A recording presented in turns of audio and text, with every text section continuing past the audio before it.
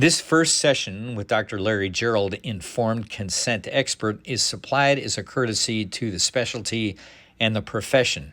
If you are interested in the remainder of the interview, please contact me at the email that you see listed.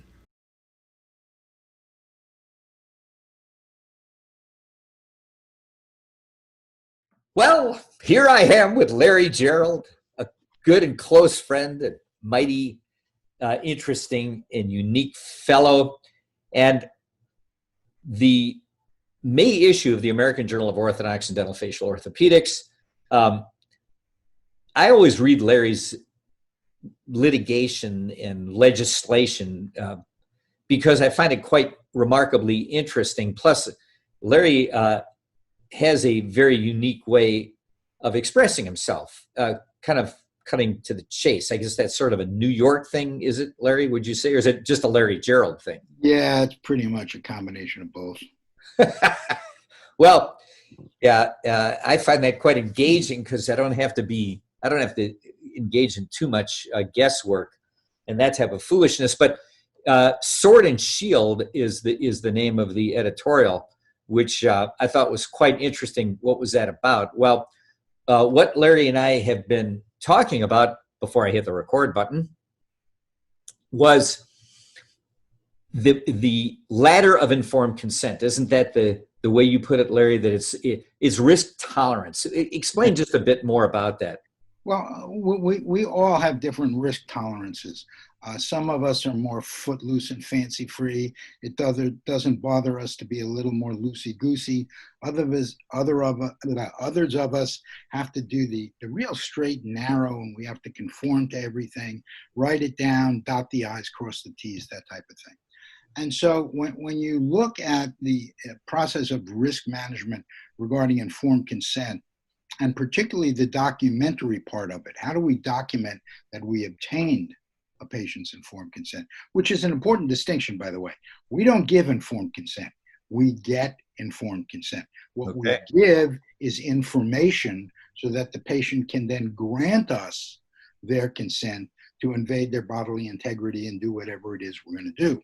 All right. So when you look at this risk management ladder, okay, the highest rung on this ladder, one could argue, would be videotape the informed consent consultation. Fabulous. Shows you absolutely everything that was discussed. Shows you absolutely everything that wasn't discussed because it's not in the videotape. Okay. The next rung down might be audio tape. We know what happened in Nixon and Watergate, so maybe that's not the best example. But then if you keep going down this risk management ladder, you might have something where you have a blank form that the patient has to fill in their own handwriting. I was told my problem is, they write it in. I was told the following things could happen. They write it in, okay? You can feed them the answers, but they have to write it in. It can never be argued that they didn't understand because they wrote it, okay? The next rung down would be the classic forms that everybody uses, whether it's the AAO form or a proprietary form, or you buy it or you make it up, whatever. Patient initials a box, doesn't. Okay, that's the next rung down on the ladder. Then you might have the next rung where I write down exactly what I told the patient, and in the chart, patient initials it or signs it. Then the next rung down, I just write it down what I told the patient. Next rung down, informed consent discussed with the patient. Finally, what would be considered habit therapy. Oh, we discuss this with every patient before we start, without any specifics, but we always talk about it.